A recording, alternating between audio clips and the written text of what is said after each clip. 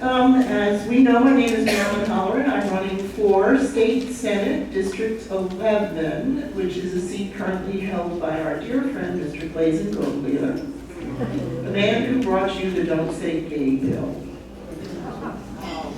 So he's just not a great person. But before we get to him, let me tell you more about me. So I'm a New Yorker, retired to Florida, as all New Yorkers are retired to do. Actually, my parents retired down here in the 90s. My dad was a retired tugboat captain and harbor pilot in New York City, which was very exciting. I went to college in the city, and he would call me up every now and again and say, "Meet me down by the Staten Island Ferry. Let's go for a tugboat ride." So they moved down here in the 90s. My parents have both since passed. I own this house in Hudson, which is in Pasco County. I retired from the Foreign Service at the very end of 2018. So the Foreign Service, most people don't know what this is. It's pretty much basically the folks who are American diplomats overseas. So a lot of my friends were like, "You were a diplomat?" Holy moly. I'm not known for my diplomacy, as you will find out. So I had a prior career in the IT business, working as a systems person, selling operating systems and internet connectivity to major corporations. And then the World Trade Center fell down. I'm from New York. I was really angered by that, but discovered I was too old and too fat to join the Marines. So I looked around for something else to do, and I found the Foreign Service, which I had also really never heard of. And you take this really awful test. I'm really good at trivia now for world capitals. Well, I passed it. I really didn't think I would, but I passed it. Then there was an oral interview, and I passed that. And there was a security clearance, and I got that. And there was a medical clearance, and I got that. And the next thing you know, I was in training in Washington, D.C. to become a Foreign Service officer, which was terrific. My first post was in a place called Astana, Kazakhstan. Nobody in this room has ever heard of that. It's a former Soviet Socialist Republic who became an independent nation when the Soviet Union fell apart in the early 90s. And what all of those former Soviet republics did was just take the guy who was the chair of the Communist Party and make him be the president. So now, shazam, we're a democracy and we have voting. And pretty much the guy gets reelected every time by like 99%, which we know is bogus, right? I actually got to do some election monitoring there, and there's a lot of interesting stories about that. I also served in Ankara, Turkey. I served in Lahore, Pakistan. I served in Russia, in St. Petersburg. I served in India, in Chennai, South India. I served in Washington, D.C., also a foreign country. And then I went back to Turkey, but was working with a group that was dealing with Syria and the Syrian civil war and humanitarian aid to Syria. I was in Washington, D.C. when former President Trump got elected in 2016. I was working at the Foreign Service Institute, which is our training institute, and they gave us the day off because literally people were in the hallway crying. So we all went home. It was very diplomatic. This is where we train diplomats, and what they said was, "We know everybody was up really late last night watching the election results, so let's all go home." So anyway, I saw a lot of changes happen to the U.S. government. I saw democracy erode overseas. I'm horrified to see it erode here in Florida, here in the United States. I actually bought a copy of the 2025 thing so that I can quote from it on my Facebook page. There are a lot of copies of that floating around online. It was only like $5.99 if you bought it on Kindle, so I don't feel bad by giving them like way too much money or anything. But it's horrific, okay? What's going on in Florida is horrific. Florida seems to be focused on ridiculous culture war things. We're banning books. We're letting people who don't have children in school ban books because they're afraid of what's in the book. Okay? We had Don't Say Gay. We've had, oh, I love this one. The governor just took the words climate change out of every piece of legislation. So this is, if we can't see it, it doesn't exist. He also said we don't have to take into account climate change when we're making energy decisions for laws. So it's great. It's great. So when I retired from the Foreign Service, which was essentially because President Trump was the president, and I was working on Syria, and he didn't really understand what was going on in Syria, and I think he kind of liked Assad, the dictator, because he was a dictator. So he's like, why are we giving these people aid? Why do we care about the civil war? Why do we care about destroying ISIS in North Syria? So let's go home. And he had a little small armed forces contingent in northern Syria, helping with the ISIS thing. He pulled them out, and the Russians took over the base the next day. So I turned 62 on a Tuesday and retired on that Friday, and went home on that Sunday. Me and the cat, I promised the cat he'd never have to go on a thing again. The very first thing I did when I got home after retiring, I mean, I've worked since I was in high school, right? And it's a thing, like, I'm retired now, what? All right, so you lay around for 6 months, read books, eat too much, have a nice Atlantic breakfast, that kind of stuff. You have to decide, okay, what am I going to do? So I came up with my own little motto that said, be creative, semicolon, change, save the world. So the be creative part was, man, do I have stories from my life overseas, and I could write a book, right? And then the change the world part, the first thing I did was I took former Vice President Al Gore's training on climate change. So I am a trained, certified climate reality leader, which means I am allowed to give his presentation, which is awe-inspiring, his presentation. My degree is in biology, so I get the whole thing about science, we know the science proves climate change, and we know what the solutions are, and we just need the will now to actually do them. Florida is the Sunshine State. But if you put solar panels on your house and you have excess energy and you send it back to your utility, they don't have to pay you for it. That's called theft, right? Yeah. So anyway, that was the first thing I did, was the climate reality stuff. I gave that presentation a whole bunch of times. And then I joined the Pasco County, because I live in Pasco County, Democratic Executive Committee, and I was their secretary for a while, and then I resigned as the secretary so that I could start the Pasco County chapter of the Democratic Environmental Caucus of Florida, which is the group, one of the groups that worked very hard with the Florida Democratic Party to fill the entire ballot this November. So for the first time in a long time, we have a Democrat running for every single state and federal office.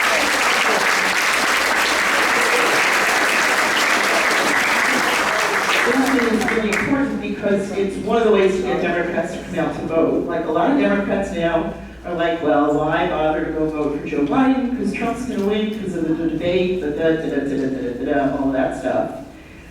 But if there's now a Democrat running against the Republican who's either your House rep or your Senate rep, well, maybe you'll go vote now. Because that'll change local government. And if you're going to go vote, then vote for Biden too, right? So this is a get out the vote movement, and I'm one of the people who volunteered to run. And the initial deal was, look, you don't really have to run. All you need to do is fill out your qualifying paperwork, qualify, i.e. pay money to get on the ballot, put up a web page, maybe a Facebook page, and write a letter to the editor, and then you're done. Like, your name will be on the ballot. You don't have to do anything else if you don't want to. Okay. I'm like, I could do that. Well, word got out that there was a Democrat running against Blaise Ngoglia, and all you people turned out like crazy, right? People started sending me money. People started asking me to come speak. I'm like, holy moly, I'm running for state senate. So I'm in this to win this.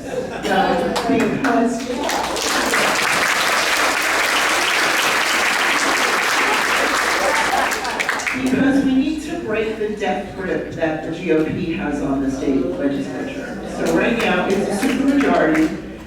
We can't overturn a veto. So ridiculous, crazy things go on that we can't stop. So we need to stuff the state legislature with as many Democrats as we possibly can. And I really look forward to being there and being undiplomatic.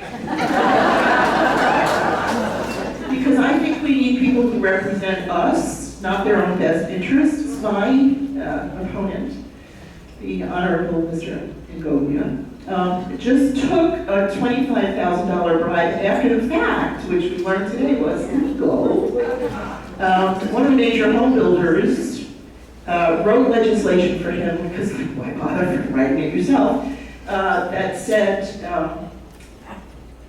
how does this go? Okay, building permits must be approved within 10 days, or must be dealt with within 10 days, and if the 10-day period goes by and the local municipality or county hasn't done anything, it's approved. And then they gave us $25,000. Yeah. So, okay. I think we need to be concerned about the stuff that Floridians are actually concerned about and not the kind of goofy, stupid culture war stuff that goes on. So here's what I think Floridians are concerned about. Affordability. How much has your homeowner's insurance gone up in the last 2 years? When you ask the Republicans in the state legislature what they're going to do about it, they're like, well, we're studying the situation. California has a rule that says if you're an insurance company and you want to sell car insurance, you'll also have to sell homeowners insurance.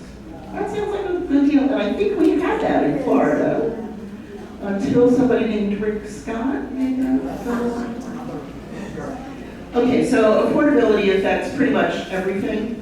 In addition to the homeowners insurance stuff and rents going up, then there's this ridiculous corporate price gouging thing that's going on, and everybody thinks is inflation, but it's not. It's greed. ExxonMobil made, I don't know, tens of billions of dollars in profit last year, and the gas is still like around the $3.67. What they did with their profit was buy back stock and give their executives really big bonuses. Okay, so that's affordability. Women's health care. The Florida Democratic Party just refers to it as abortion rights. I think that it's a bigger issue than that, because the next thing that's going to happen is women aren't going to be able to have contraception, then they're not going to be able to get credit, and they're not going to be able to vote. That's right. So this is like the top of a very slippery slope that the Republicans will have to slide down really fast. Women are dying. Women are dying all around the country. They're going to die in Florida too because of the lack of medical care. No woman ever has used abortion as birth control. So that's the Republican bill. That just needs to go away. The very, very difficult decision to end a pregnancy really has nothing to do with Governor DeSantis, unless he's the father. Or the Supreme Court, or the Florida State Legislature, or anybody else. So, yeah, stop that right away. Let's talk about accountability and rule of law. All the places I lived in overseas had no rule of law, and I always laugh that you can tell based on how people drive. So we're on the edge, right? In Kazakhstan, there was a lot of "don't you know who I am" kind of stuff that would go on. If the traffic on your side of the road was going too slow, you just drove down the other side. Okay. If the traffic on the other side was going slow also, then you just drove down the sidewalk on your side. And then the last resort was to drive down the sidewalk on the other side of the road. So every time I came home for R&R, I had to be really careful, like, oh shit, here we stop for red lights.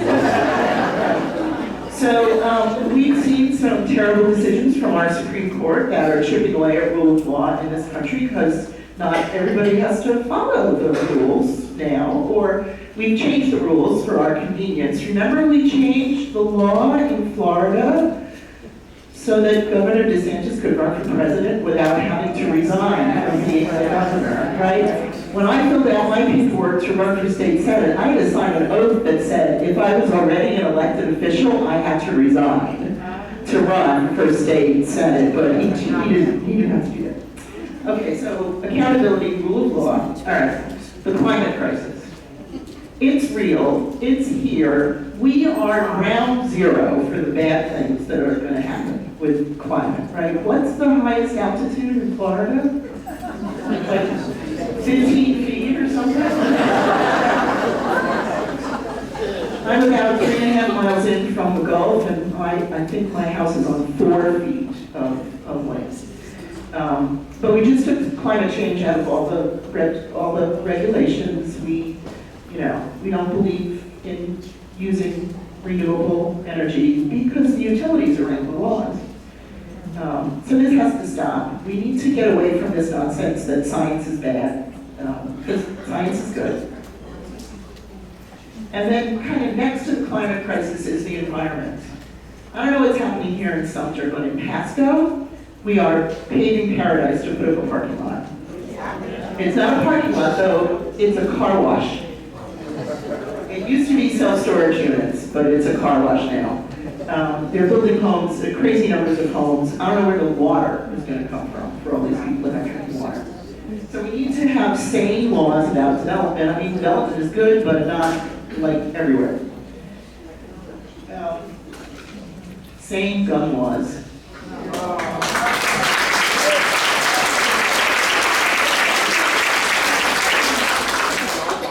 You need training, you have to pass a test, and you have to have insurance to drive a car.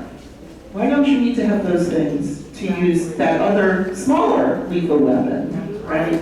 It's just crazy that guns have more rights than women in the state of Florida. And there's a thing that's going around like if my uterus shot bullets, would that be okay?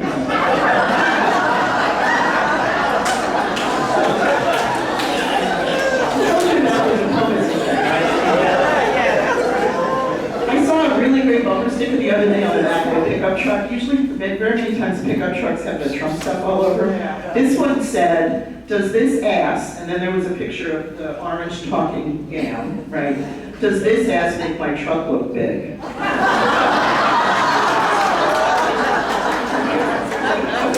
almost done, 2 more minutes. All right, local home rule. The state legislature has been chipping away at the ability for local counties and local municipalities to make their own regulations. They just passed a law that overturned a regulation that Miami-Dade passed that said employers must give outdoor workers shade and water breaks, okay? Outdoor workers are the folks who do our landscaping, the folks who put new roofs on our homes, the folks who pave the roads, the folks who do all those kind of things. So the other thing is a lot of those folks are immigrants, and I think that's why the state legislature really doesn't care if we kill them off. So they overturned this rule.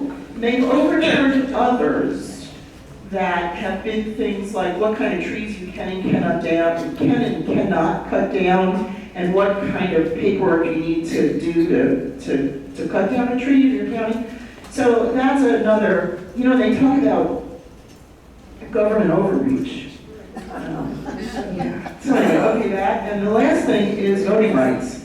Because we're chipping away at those as fast as we can, right? We've all heard about vote by mail getting canceled at the end of every cycle. And it's okay, we're all here at a Democratic Club meeting, which means we're politic nerds, right? Political nerds, let's put it that way. So we know these things. Like, we know that vote by mail got canceled. Most everybody else does not. And they're like, well, didn't I used to get a ballot in the mail? Where'd that go? So that's the GOP trying to make sure, because who votes by mail? Democrats. Yeah. So that's why that needs to go away. That's why we can't give a bottle of water to somebody standing in line at the polls, get arrested. That's why Governor DeSantis has his election fraud police, who arrested 12 people who it turned out were allowed to vote. So they did a really good job. So anyway, that's it. That's my litany. I'm, as I said, running for State Senate District 11 to defeat Blazingoglia, to try to get rid of the death grip the GOP has on our state legislature so we can overturn stupid laws that DeSantis wants to sign. I ask for your support. I have some cards and that kind of stuff if anybody's interested. I have to say the Sumter group has been incredibly supportive, and I really, really appreciate that. So go forth and knock doors, make phone calls, send texts, get people out to vote, because if we all go out to vote, we'll win, and life will be good. Thank you very much.